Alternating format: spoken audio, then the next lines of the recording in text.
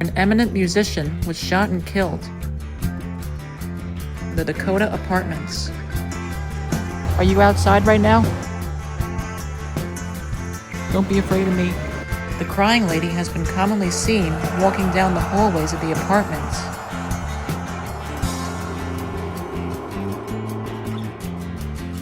Judy, are you here? Strawberry Fields may also have some paranormal occurrences. Hello, is anybody here? There's something about this land that feels peculiar.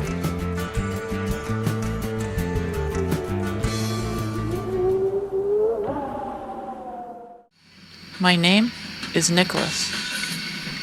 I am a young paranormal investigator in search of proof of the spirit world. I am also a person that can easily sense and feel spirit energy around me. I am joined by my uncle and cameraman, William, and my father and executive producer, Nick. We will search for ghosts at some of the world's most creepiest haunts.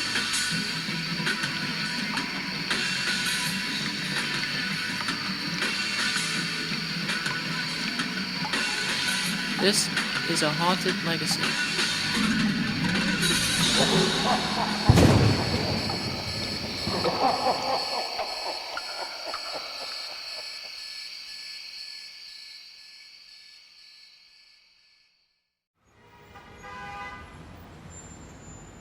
The Haunted Legacy team is traveling to New York City to investigate an old apartment building that has a major amount of paranormal activity and where an eminent musician was shot and killed. The Dakota building was constructed between the years 1880 and 1884. The Dakota has attracted celebrities over the past decades, such as Leonard Bernstein, Judy Garland, and Paul Simon, along with a well-recognizable couple.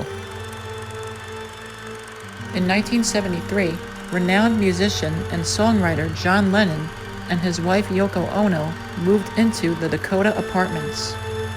John is best known by many for being a founder and member of the British rock and roll band the Beatles. In this band, he served as the rhythm guitarist and co-lead vocalist. After the band broke up, he became a solo artist. He and his wife stayed at the Dakota for multiple years.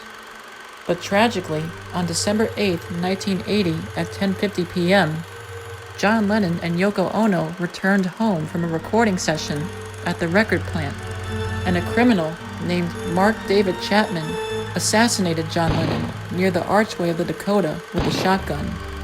He was immediately rushed to the Roosevelt Hospital, but upon arrival, it was too late.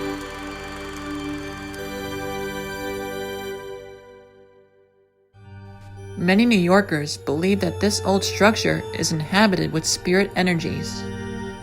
One spirit is a crying lady named Eliza Vesley.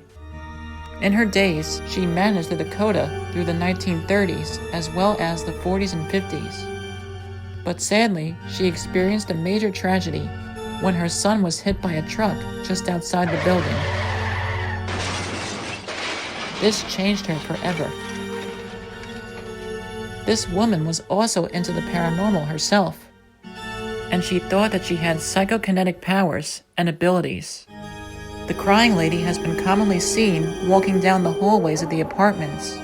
She was even witnessed once by John Lennon. Additionally, the former Beatles member was interested in the paranormal too. Besides seeing the ghost of Eliza Vesley, John Lennon also thinks to have seen an unidentified flying object outside his apartment window. And after John Lennon was assassinated, Yoko Ono claims to have seen her husband's apparition sitting at his piano saying, "Don't be afraid, I'm still with you." Perhaps there might even be something dark and nefarious here as well. When our taxi cab reached the Dakota, we all got out and began our investigation outside.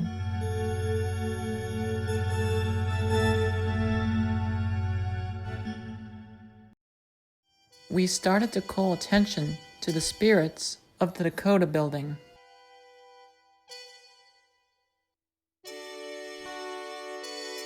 John Lennon, are you here? Are you outside right now? We just saw your spot where you were assassinated. My name is Nicholas, and my Uncle William is a big fan of you. I peered up at the Dakota and waited patiently to feel a presence. Just want to see if I can feel anything.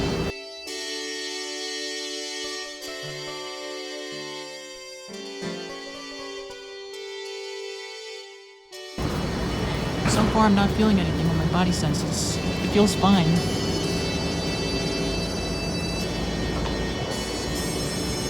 I'm hoping I feel something or sense something.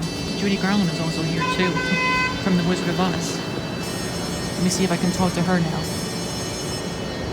Okay, now I'm talking to Judy Garland. Are you here, Judy Garland? Am I walking right in front of you? Are you outside right now? Are you and John outside? I don't know where John Lennon's room was, but Yoko Ono still lives here. Then we all walked to another one of the building's sides and did some more EVP sessions. Alright, let's see if we feel anything over here. Alright, I'm gonna do an EVP session right outside the Dakota. Let's see if anything happens. Just leave it right here. It's gonna be hard to get any EVPs right outside, I know, but I'm giving it a try anyway, because I'm interested in communicating and getting to know John Lennon. John Lennon, are you here? I'm looking for you. I mean you no harm. Hello, John Lennon. Don't be afraid of me. I'm not afraid of you. You shouldn't be either. If you're outside, can you do something? Talking to this red light.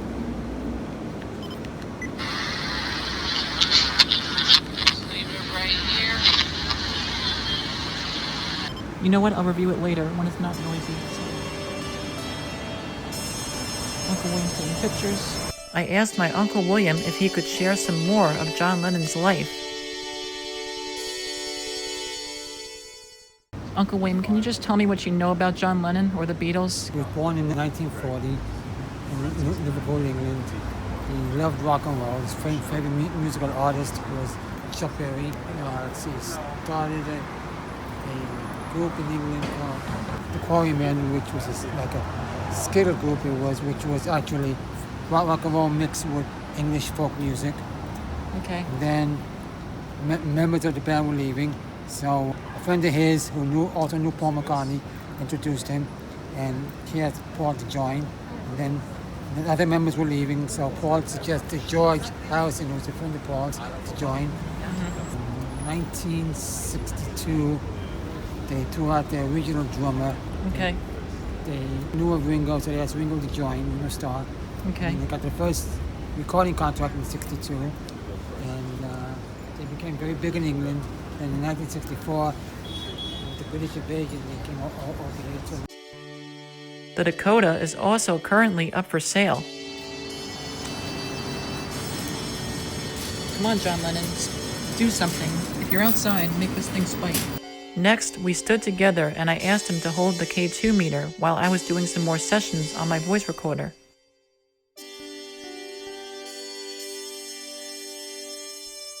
Unfortunately, our investigation outside the Dakota had to be terminated very quickly due to the major amount of noise contamination, so we ended our recording sessions and ITC.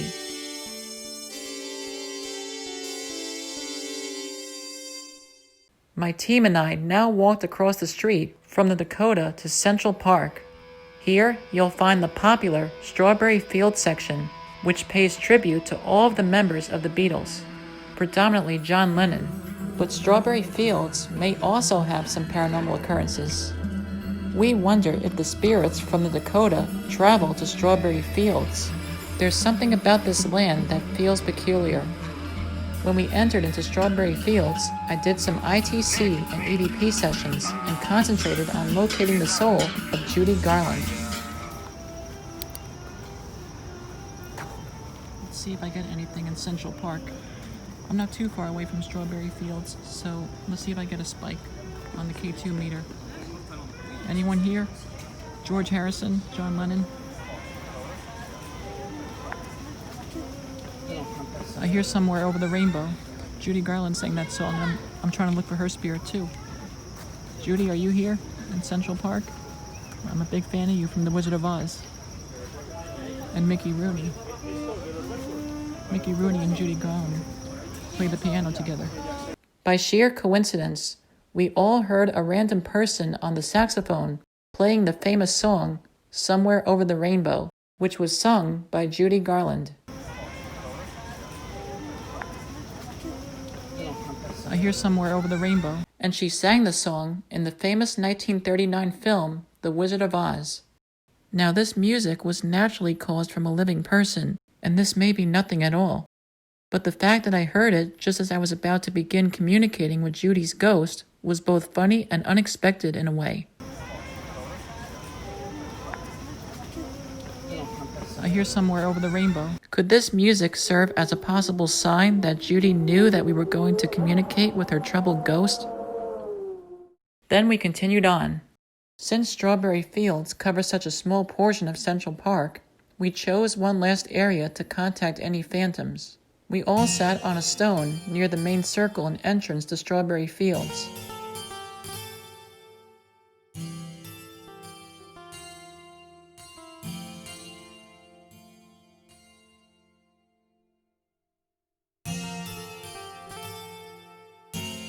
Myself and my uncle continued discussing about John Lennon's life. How many times did he visit New York before he went to... I don't know. They a few times over here because they were on a variety show that was around back in the 60s called the television show. And they were on there a few times. So he met married twice. He had a child by each marriage. Did he have a preference of being in the Beatles or being a solo artist? He liked being in the band because right after when he was doing the solo music, he always brought in the same group of guys to play behind him, you know.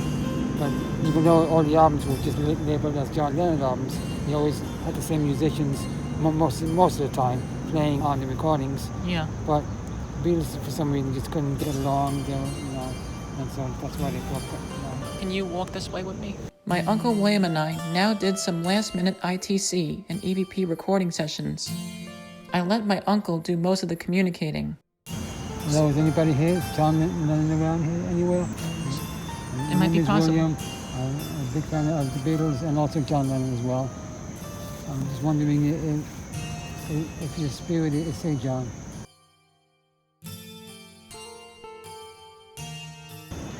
Any kind of spirits of John Lennon at the Dakota?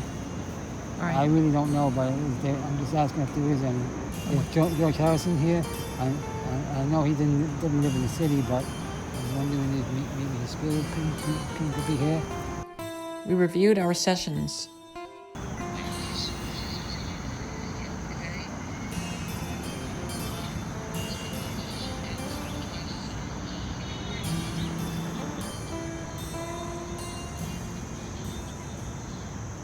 No sounds were derived through the white noise. All right, so that's it at Strawberry Fields in the Dakota. So I don't think we really captured anything, but it never hurts to try. And as crazy as Manhattan is with all the traffic, it's going to be hard to capture audio. But to be honest, when I was by the Dakota, I was thinking back to his life a little bit, John Lennon. We're going to review all the evidence. We now finished our paranormal investigation at Strawberry Fields.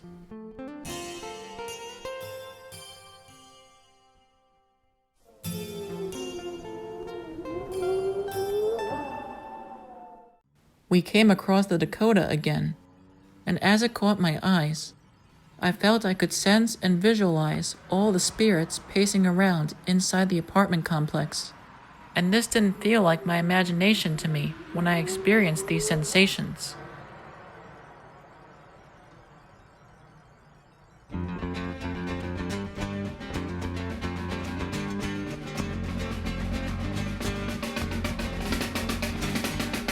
These two adjacent locations in Manhattan, New York, both serve as a tribute to the well-known musical figure known as John Lennon.